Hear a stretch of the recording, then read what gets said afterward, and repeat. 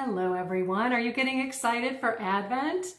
I am. I've been researching what I should do in this anticipatory season. And I don't know if you know, but it is a season of hope for those in purgatory.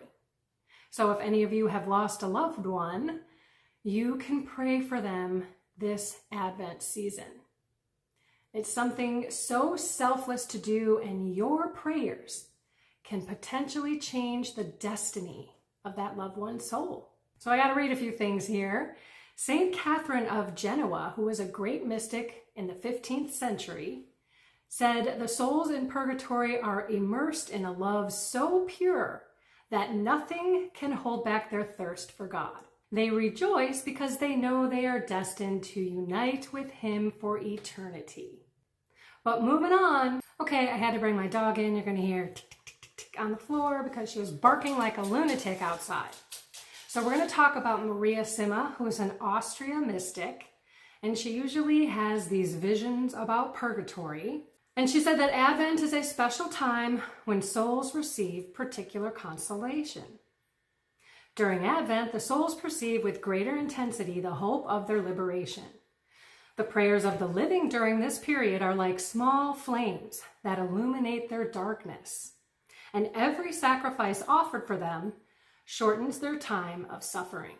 I mean, Advent really is a time where heaven kind of bends down to earth. She's drinking water. Okay. So now let's move on to St. Bridget of Sweden. She had an extraordinary vision during Advent. She saw a multitude of angels descending into purgatory to bring comfort to the souls. Thanks to the prayers offered by the faithful, she wrote, "The souls in purgatory weep with joy when they receive a suffrage during Advent. In this holy time, the gates of mercy are wide open." So we need to participate in this. We can do many things. I'm going to go over a few things that you might prayerfully consider. One of them could be the Holy Mass said for a soul. It's the highest of the things that you can do, having a Mass said for a soul in purgatory, because Christ's sacrifice is actually applied to those souls. His sacrifice, not ours. The Rosary. The Virgin Mary promised its efficacy. Lighting a candle during Advent, and every time you see the flame, you can say a short prayer for that soul in purgatory. And those lights also could possibly illuminate their darkness. You can fast, you can make small sacrifices. Doesn't have to be big, but you could skip dessert, skip that foo-foo coffee that you might get, and offer it up for that soul. You can perform acts of charity. You can donate or support a certain cause just for that soul. You could also do special prayers and novenas, like the Christmas novena, and prayers like the De Profundis or the Chaplet of Divine Mercy. These are just some suggestions, not an exhaustive list, just something to give you something to pray over and consider this Advent. So now let's talk about Saint Faustina Kowalska, who is the apostolate of the Divine Mercy. This saint has received so many revelations about purgatory. In her diary, she wrote, "In a vision, I saw the souls suffering in purgatory. They asked me to pray for them. I felt in my heart that it was my duty to intercede incessantly for them. One night, an angel led me in spirit to purgatory. There I saw a great multitude of suffering souls. They prayed fervently, but without efficacy for themselves. Only we can help them. The flames that burned them did not touch me, but I felt their indescribable pain. I asked these souls what their greatest suffering was, and they answered in unison that their greatest torment was their longing for God. I saw the Mother of God visiting them and bringing them relief. They call her Star of the Sea.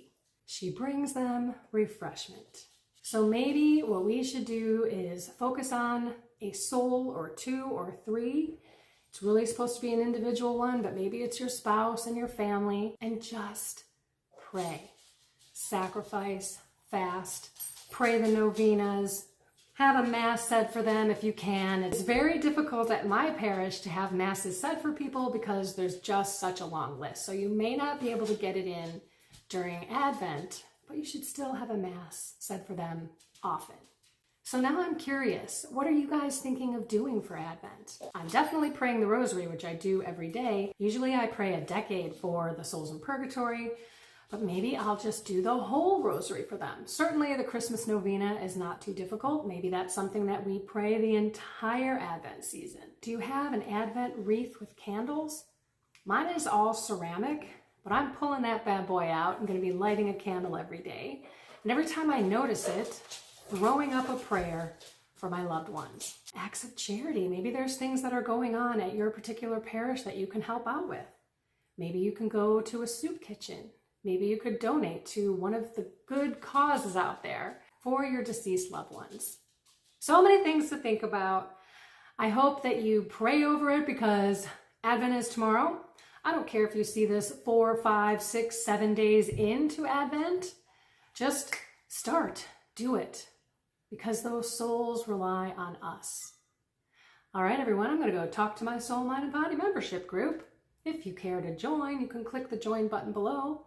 Unfortunately, you cannot do it with an Apple. You have to go to a computer, but you droids out there, you can sign up on your phone. It's $4.99 a month, and we talk about too much information over there.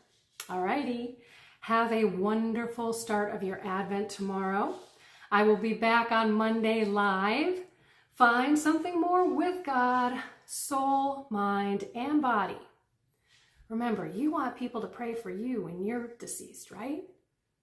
Right. Have a blessed and inspired day.